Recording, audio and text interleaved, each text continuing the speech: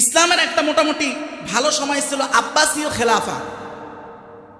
আব্বাসীয় খেলাফা, এই আব্বাসীয় খেলাফতেরও সর্বশেষ ইতি ঘটেছে, এইটারও পিছনে মদের অবদান। খেয়াল করেন, মোটামুটি 1258 দিকে মনে হয় বলা হচ্ছে, একটা কিতাব আছে আল কামিল ফিত তারিখ, এই কিতাবের 10ম খণ্ড পৃষ্ঠা নং 405 থেকে 410 নং পৃষ্ঠার বর্ণনায় বলা হচ্ছে, সর্বশেষ আব্বাসীয় খলিফাদের একজন খলিফা, তার নাম হলো খলিফা মুতাসিম বিল্লাহ।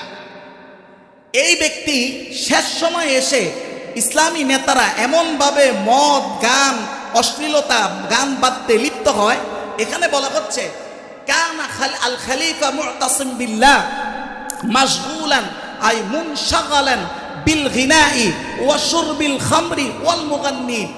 তিনি একটা সময় এসে এমনভাবে মদ, জুয়া এবং নারী নৃত্য এগুলোর মধ্যে ডুবে গেছেন।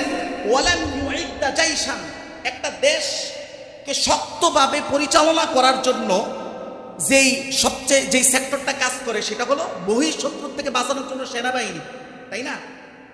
এই সেনাবাহিনীর বিন্যাস করা বা এদেরকে যে এই ইনস্টিটিউটটাকে শক্তিশালীভাবে পরিচালনা করা, এটার দিকে ওনার কোনো খেয়াল ছিল না। হঠাৎ করে ওই আল্লাহর গজব চলে আসলো।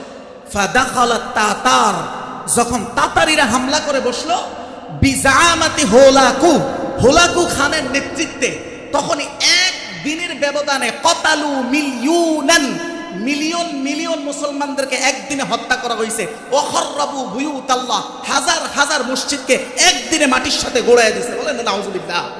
একদিনে। আরো ঘটনা শুনবেন কি, খলিফা মুতাসিম বিল্লাহর মূল রাজধানীটা ছিল তো বাগদাদ, ইরাকে।